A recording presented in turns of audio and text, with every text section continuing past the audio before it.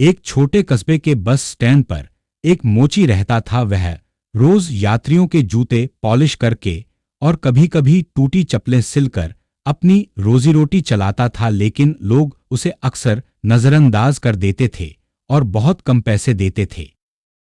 एक दिन वहां एक सफेद कपड़े पहने सन्यासी आया। उसने देखा कि मोची हर आने जाने वाले से पैसे मांग रहा है, लेकिन मुस्कुराता कभी नहीं। सन्यासी ने पास जाकर कहा, बेटा, तुम केवल लेते रहते हो, कभी देते क्यों नहीं? मोची बोला, बाबा, मैं तो गरीब आदमी हूं, मेरे पास देने लायक कुछ नहीं है, मेरी औकात ही क्या है?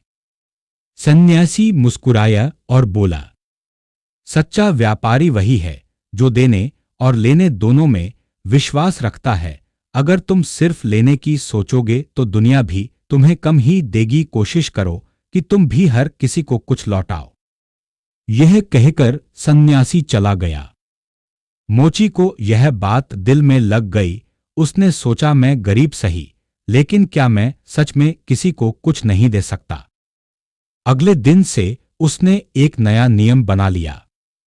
जो भी ग्राहक उसके पास आता, वह न सिर्फ उसके जूते पॉलिश करता बल्कि उसके साथ मुस्कुराकर अच्छी बातें भी करता। किसी से कहता, आपका दिन शुभ हो, किसी से कहता, आप बहुत मेहनती लगते हो, और किसी छोटे बच्चे को वह पॉलिश के बाद एक रंगबिरंगा गुब्बारा भी दे देता जो उसने खुद खरीदे थे। धीरे धीरे लोगों को उसके काम में फर्क महसूस होने लगा। अब वे सिर्फ जूते पॉलिश के पैसे नहीं देते थे, बल्कि खुश होकर दोगुने पैसे देने लगे। बच्चे तो खासतौर पर उसी से जूते पॉलिश कराने आते, क्योंकि उन्हें गुब्बारे मिलते थे। कुछ ही महीनों में उसका छोटा सा काम बढ़ गया। अब उसने एक छोटी सी दुकान खोल ली, जहां जूते पॉलिश के साथ जूते चप्पल भी बेचने लगा। इसी बीच वही सन्यासी फिर उस बस स्टैंड से गुजरा। उसने मोची को अब दुकान का मालिक देखा, मुस्कुराकर बोला, वाह, अब तो तुम व्यापारी बन गए।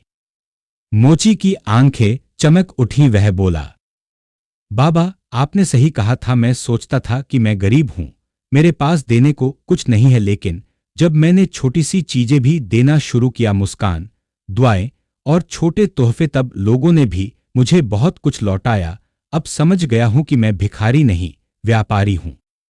सन्यासी ने सिर हिलाकर कहा, यही है जिंदगी का नियम, देना और लेना।